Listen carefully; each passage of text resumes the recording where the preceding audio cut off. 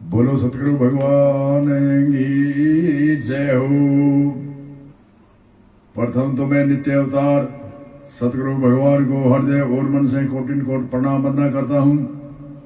आज सूत्र में हम बताते हैं कि दुर्लभ वस्तु कितनी है और महादुर्लभ क्या है। पीछे मनुष्य शरीर की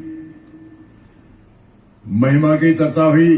84 लाख योनियों में मनुष्य शरीर श्रेष्ठ व उत्तम, उनकी विशेषण सूत्र बताए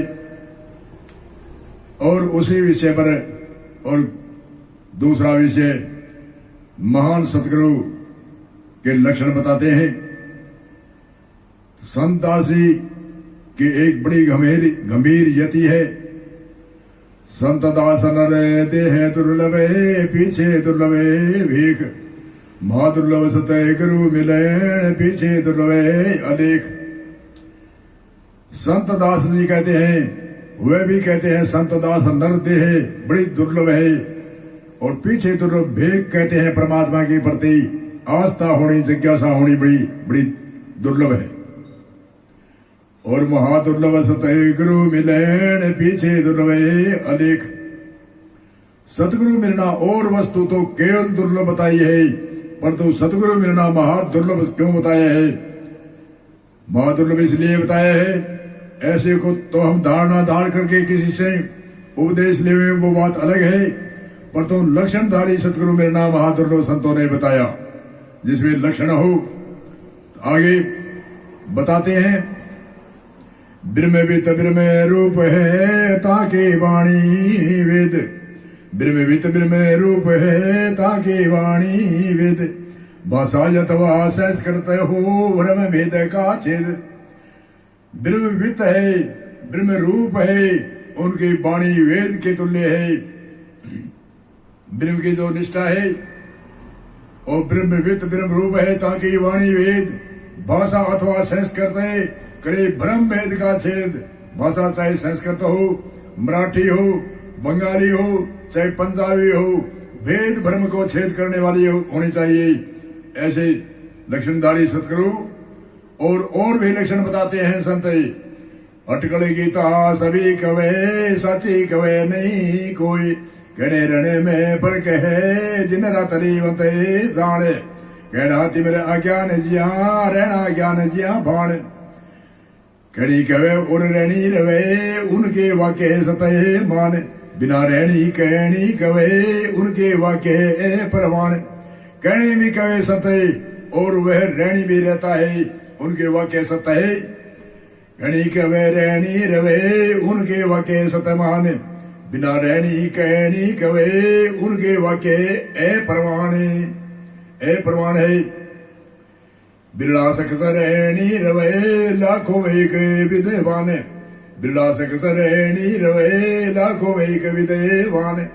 10 लक्षण जिसे के कहूँ उसको रे गुरु पिछाण, एक क्रोधी विरागी जीते इंद्रिय, क्षमा दया शांति प्रिय बोले, निर्लोभी दाता निडर सदा शांति प्रिय यमोल। 10 लक्षण वाला सतगुरु योर समझ सवे टोले, 10 लक्षण वाला सतगुरु योर समझ सवे टोले। ऐसे संतों ने बताया है।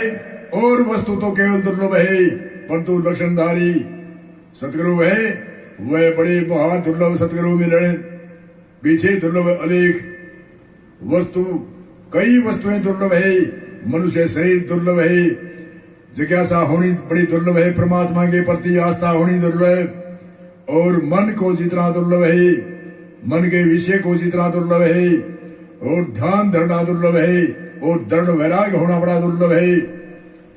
दुर्लभ सत्संग हरि कथा बड़ी दुर्लभ है, अद्वैत ज्ञान दुर्लभ है, और जीवन मुक्त भी दुर्लभ है, और पद निर्माण पद भी दुर्लभ है, और परमात्मा का नाम लेना भी बड़ा दुर्लभ है। शुद्ध धारा और लक्ष्मी ये तो पापी की हो सकती है, कपटी की छल छिद्र वाले की हो सकती है। तो ये कई वस्तुएं संतों ने दुर्लभ बताई, परंतु सतगुरु महादुर्लभ क्यों बताया कि लक्षणधारी सतगुरु मिलना महादुर्लभ है। ऐसे तो हम कोई धारणा धार करके किसी से उपदेश ले में वो बात अलग है, परंतु लक्षणधारी सतगुरु जो ब्रह्म निष्ठावान हो, ब्रह्म श्रोत्रियवान हो, ब्रह्म की निष्ठा हो, ब्रह्म कहते हैं परमात्मा कण कण में व्यापक है उस शक्ति को, उनकी निष्ठा हो, और श्रोत्रिय कहते हैं वेद शास्त्र उपनिषद आदि सबका निचोड़ करके वेदांत का जानने वाला हो, जो वेद का अंत है उनका निचोड़ जो जानने वाला हो।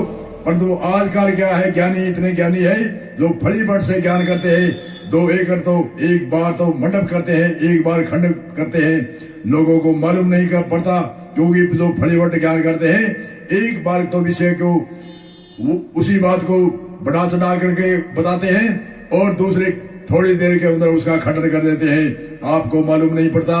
और दूसरा आजकल के ऐसे ही साधारण ऐसे ही उत्तम जिज्ञासु सुनने वाले बहुत कम होते हैं, कनिष्ठ और मध्यम जिज्ञासु है उनको मालूम नहीं होता कि हमारे ये विद्वान है या हजारों हजारों शिष्य कर रखे हैं, इनके जो फलीवट ज्ञान करता है एक बार तो मंडप करते हैं, एक बार खंडित करते हैं, ऐसी प्रवचन करके जो उनसे ललायत हो रहे हैं, हजारों हजारों शिष्य हो रहे हैं, ऐसे ज्ञान करने वाले संसार में बहुत है, परंतु लक्षणधारी सतगुरु मिलना महादुर्लभ है। इसलिए संतों ने कहा महादुर्लभ सतगुरु मिलने पीछे दुर्लभ है अलेख। अलेख कहते हैं परमात्मा की प्राप्ति होनी बड़ी दुर्लभ है। अलेख को अर्थ होता है परमात्मा लखने में नहीं आता, उसको कहते हैं अलेख। और लख लिया सतगुरु अलख लखाया, साधु भाई सतगुरु अलख लखाया।